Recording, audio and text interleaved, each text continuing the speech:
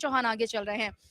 Bhopal seat की बात कर लें तो भोपाल सीट पर आलोक शर्मा आगे चल रहे हैं। आपको बता दें भोपाल सीट भी काफ़ी कंट्रोवर्सी में रही थी क्योंकि साध्वी प्रज्ञा सिंह ठाकुर जो हैं उनका टिकट इस सीट से कटा है और आलोक शर्मा को पहली बार जो है बीजेपी ने अपना प्रत्याशी यहाँ से बनाया है, जो कि अच्छी खासी जीत लेते दिख रहे हैं क्योंकि बढ़त जो है वो 23,205 है। इतना जीत का जो है अभी फिलहाल रुझानों में मार्जिन चल रहा है कि आलोक शर्मा को 23,205 वोट जो है इससे बढ़त बनाए हुए हैं। राजगढ़ सीट पर रोडमल नागर की बात कर लें तो ताजा अपडेट ये है कि रोडमल नागर फिलहाल दिग्विजय सिंह को पछाड़ते हुए 16,839 मतों से आगे चल रहे हैं। 77,000 वोटों की अभी तक गिनती हो चुकी है, जिसमें रोडमल नागर दिग्विजय सिंह को पछाड़ते हुए 16,839 वोटों से आगे निकल गए हैं।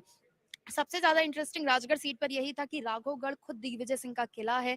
राजगढ़ सीट दिग्विजय सिंह की मानी जाती है और राजगढ़ सीट, हालांकि पिछली बार अगर भोपाल सीट से देखा जाए तो दिग्विजय सिंह चुनाव हार गए थे, लेकिन राजगढ़ सीट जो है दिग्विजय सिंह की है। काफी समय बाद दिग्विजय सिंह चुनावी मैदान में उतरे हैं और पूर्व सीएम रहे हैं। जनता से जब आप यहाँ बात करेंगे राजगढ़ की तो खुद राजा साहब दिग्गी राजा को कहा जाता है वहां पर।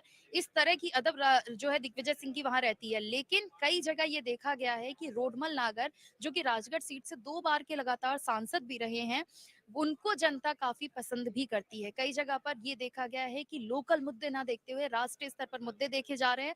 जो जनता है वो कई जगह बीजेपी प्रत्याशी को नहीं जानती है, लेकिन उनका मुद्दा जो रहता है वो ये रहता है कि हमें देश के लिए लोकसभा चुनाव जो है वो देश के लिए है, पीएम के लिए वोट करना है। जब हमने बातचीत की वहां पर लोगों से तो कई लोग अपने सांसद का नाम तक नहीं जानते थे, लेकिन फिर भी उनका मत जो है बीजेपी को कहीं ना कहीं सपोर्ट करते थे और वही हमें राजगढ़ सीट पर भी देखने को मिला था। और लगता है कि उसी का असर इन रुझानों में देखने को मिल रहा है क्योंकि राजगढ़ सीट पर जो बीजेपी के प्रत्याशी रोडमल नागर हैं 16,839 मतों से आगे चल रहे हैं 77,000 वोटों की गिनती में। तो ये अंतर भी जो है काफी बड़ा है। देवास की बात की जाए, देवास में महेंद्र सिंह सोलंकी हैं जो कि 97,000 वोटों से आगे चल रहे हैं बीजेपी के प्रत्याशी। अभी तक वहां पर 2 लाख वोटों की गिनती हो चुकी है, जिसमें से 97,000 वोटों से आगे चल रहे हैं महेंद्र सिंह सोलंकी। उज्जैन की बात की जाए, उज्जैन में अनिल फिरोजिया हैं जो कि 31,000 वोटों से आगे चल रहे हैं। 70,000 वोटों की गिनती हो चुकी है।